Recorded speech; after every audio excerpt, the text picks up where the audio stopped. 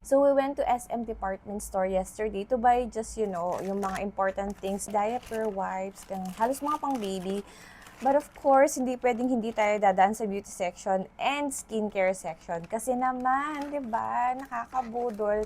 Kapag talaga pumunta ka ng department store, di pwedeng wala kang bit-bit. So, here are the things that I got. Tatlo lang naman. Ako ba talaga to? Kasi sobrang daming pink. No? Parang entering my soft mom era na yata. So, first thing that we got is the boots. So cute, di ba?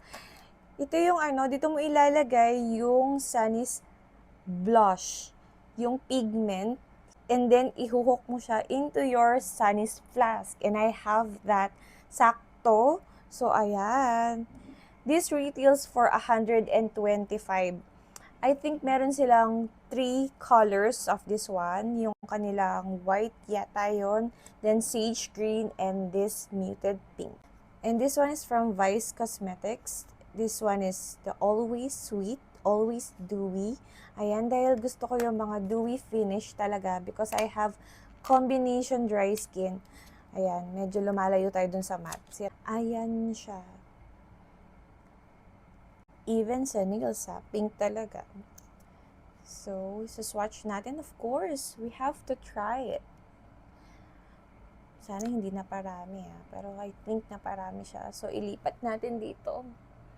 Ayan. Fingertips ko lang yung ipang blend. I think this is their best seller. Yung kanilang Always Sweet. I like how it looks like on my skin. Parang balat mo lang talaga siya. So this is how it looks like on my skin. Skin-like finish, and I like it so much. Parang, parang kagagaling mo lang mag-gym or mag-workout, tas nag-flush ka lang. Ganda. Then I got their lip liner in Last Kiss. Wala akong lip liner in my collection, so, and I've heard so many recommendations sa Vice Cosmetics on their lip liner. So, ayan, ito try natin. Ang lambot niyang i-glide. Walang tagging feels. And I like it kasi para siyang ka-color lang ng lips ko.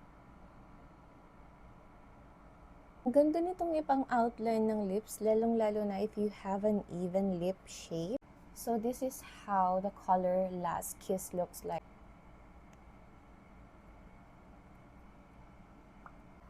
I think may babalikan tayo sa department store.